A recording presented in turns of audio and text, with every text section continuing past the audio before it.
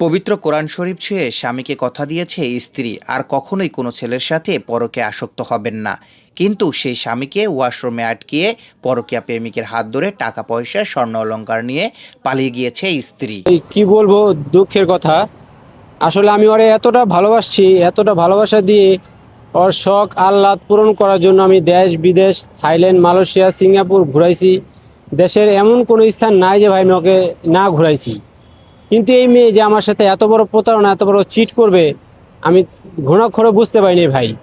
আমার এই বউ তাসলিমা আক্তার রুমি, আমি যখন তার প্রথম পরকীয়া প্রেমিকের এই সাথে ছবিটা দেখতে পাই, দেখেন আপনারা, এই কোনো ব্যক্তি তার স্ত্রীকে এইভাবে কারো পরকীয়া প্রেমিকের সাথে এইভাবে যদি দেখে, তার মাথা বা সেন্টিমেন্টাল কতটুকু খারাপ হতে পারে। আমি তাকে প্রশ্ন করি যে এই ছেলে কে, এই ছেলের সাথে তুমি এত ঘনিষ্ঠ মুহূর্তে একদম কাছে মিশে গিয়ে কি করছো, কই ঘুরছো? সে আমাকে কোনো প্রত্যুত্তর দেয় না। তারপর একটা পর্যায়ে আমি আবার আরও মোবাইল ঘেটে তার আরও পরকীয়া প্রেমিকের সাথে ছবি দেখতে পাই। এই যে আপনাদের সামনে তুলে ধরি, দেখেন, এই যে আরেকটা ছেলে, সে আমার বাড়ির থেকে গিয়ে তার মার বাড়িতে থেকে তার মায়ের সহযোগিতায়, এবং তার একটা খালা আছে রেহানা বেগম। এই রেহানা বেগম হচ্ছে সে তার এই সুন্দরী ভাগ্নিটাকে দিয়ে বিভিন্ন লোকের সাথে পরিচয় করিয়ে দিয়ে বিভিন্ন লোকের কাছে টাকার বিনিময়ে তার হাতে তুলে দেয়, তার সাথে সম্পর্ক তৈরি করে দেয়। এবং এইটা একটা চক্র। তারা আমাকে স্বামী হিসেবে সাইনবোর্ড রেখে, আমি তার স্বামী, ওকে আমার বাড়ির থেকে ভুলিয়ে ভালিয়ে তার মার বাড়িতে নিয়ে গিয়ে তাকে নিয়ে অপকর্মগুলো করায়। রাতে 2 দিন 3 দিন তার মার বাড়িতে রাখে। ওই সময় বিভিন্ন ছেলেদের তার বাড়িতে ডাকে।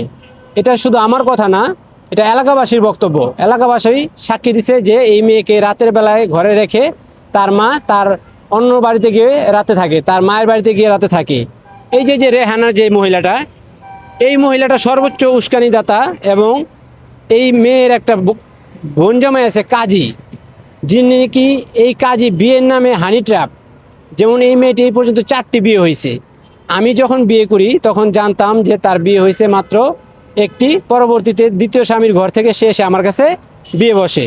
কিন্তু পরবর্তীতে শুনতে পারি যে এই কাজী যে বিয়ে পড়ায় অবৈধ বিয়ে পড়ায়, কিছুদিন পরে অবৈধভাবে ডিভোর্স করায়।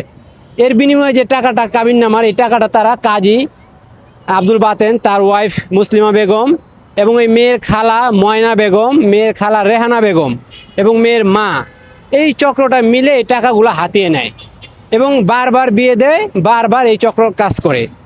প্রথম যেই পরকীয়া প্রেমিকের সাথে ছবিটা আপনাদেরকে দেখাইলাম, এই ছবিটা হচ্ছে একজন গার্মেন্টস ব্যবসায়ী, তারও 2টা সন্তান আছে, বউ আছে। এই লোকের সাথে তাদের চুক্তিবদ্ধ হয় যে তার মেয়েরকে বিয়ে দিলে তাদেরকে মোটা অঙ্কের একটি টাকা দিবে। সেই টাকার লোভে তারা আমার কাছ থেকে এই মেয়েটিকে নিয়ে আমাকে তালাকের নোটিশ পর্যন্ত এর আগে একবার দেওয়া হয়েছে। নিয়ে গিয়ে 1 মাস তার মেয়েকে গোপনে, এই তাসলিমা আক্তার রুমিকে কাজী আব্দুল বাতেনের বাড়িতে শেখরনগর চিত্রকোট ইউনিয়ন সিরাজদি খান থানায় বন্দি করে রাখে এবং ওইখানে রেখে রেখে তাকে অপকর্ম বিভিন্ন কাজে লিপ্ত করায় বিভিন্ন পরকীয়া প্রেমিকের সাথে। আমি শেখরনগর পুলিশ ফাঁড়িতে অভিযোগ দিয়ে পুলিশ নিয়ে গিয়ে এই মেয়েকে আমি উদ্ধার করি, আমার স্ত্রীকে আমি উদ্ধার করি। পরবর্তীতে কোর্টে মামলা হওয়ার পরে তারা মামলার ভয়ে আমার সাথে মেয়েকে আবার বুঝিয়ে দেয়।